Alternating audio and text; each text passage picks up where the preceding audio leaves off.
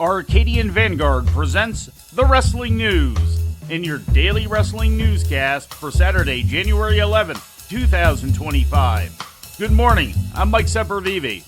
We begin with last night's edition of WWE Smackdown, broadcast live on USA Network from the Moda Center in Portland, Oregon. In the main event, Jacob Fatu and Tama Tonga defeated Jimmy Uso and WWE Champion Cody Rhodes when Fatu pinned Uso. Prior to the finish, Rhodes had abandoned the match to chase after Kevin Owens, brawling with him to the back. In the opening segment, Rhodes and Uso had confronted the Bloodline and came to the defense of Paul Heyman. Rhodes also brawled into the crowd with Kevin Owens. Cody's had enough. Cody's eyes were bulging out of his head at the mere sight of Kevin Owens, his opponent, at the Royal Rumble, and the fight is on, Joe Tess. 3 weeks away from when they meet up in a ladder match, and Kevin Owens and Cody are going at it. Rhodes and Jimmy also made the save for LA Knight when Knight was attacked by the Bloodline during his match with the United States Champion Shinsuke Nakamura. Knight won the match by disqualification. Chelsea Green made the first defense of her women's United States title, defeating Michin. Michin came after her following the match, but Piper Niven made the save. Bayley emerged victorious from a fatal four-way with Naomi, Bianca Belair, and Nia Jax to become the number one contender to Tiffany Stratton's WWE Women's title. Rose plan. Bayley hooks the leg, and she wins it. Here's your winner and the number one contender, Bayley. Well, what an epic match of our lives just flashed before our eyes as Nia Jax and Bianca Belair spilled over our table, but most importantly of all, we've got a new number one contender. In other results, the Motor City Machine Guns beat A-Town Down Under, and Angel Garza and Humberto Carrillo defeated Pretty Deadly. In legal news, former WWE owner and chairman Vince McMahon has reached a settlement with the Securities and Exchange Commission, according to statements released yesterday by both the SEC and McMahon. The $1.7 million settlement, which amounts to a $400,000 civil penalty fine as well as $1.331 million paid back to WWE itself, is in regards to allegations that McMahon failed to disclose hush money payment agreements made in 2018 and 2021 related to sexual assault charges. According to the SEC's charges, this failure to disclose resulted in misleading and inaccurate financial information relayed by WWE to its investors during those 2 fiscal years. As part of the settlement, McMahon did not deny or admit to doing any wrongdoing.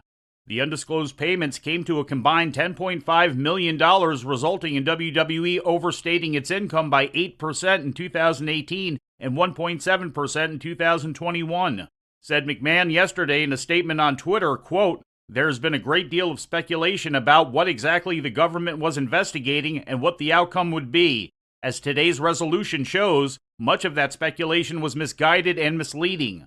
In the end, there was never anything more to this than minor accounting errors with regard to some personal payments that I made several years ago while I was CEO of WWE. I'm thrilled that I can now put this all behind me," end quote. In ratings news, this week's episode of AEW Dynamite drew an audience of 615,000 at TBS, according to WrestleNomics. That's up from last week's viewership of 588,000. The rating in the 18 to 49-year-old demographic was a .17, also up slightly from last week's demo rating of .16. And we close with some contract news. Ross and Marshall Von Erich have officially signed with All Elite Wrestling, according to an announcement they made Thursday on the debut episode of their podcast, The Claw Pod. The brother tag team, third-generation wrestlers and the sons of Kevin Von Erich, had been wrestling for Tony Khan without a contract and currently hold the Ring of Honor six-man tag team title with Dustin Rhodes, which they won back in July at Battle of the Belts 11. They have not defended the title since September due to a torn pectoral that has kept Marshall out of action. And TNA World Champion Nick Nemeth has signed a contract extension with TNA Wrestling, according to Mike Johnson. Nemeth's initial deal with the company, signed in January 2024, was set to expire this month. There is no word yet on the length of the extension. Nemeth has been TNA World Champion since July. And before we leave you today, we'd like to remind you that however you consume your content, you can find the wrestling news 24 hours a day and 7 days a week across social media. On Twitter, follow us at Wrestling News AV.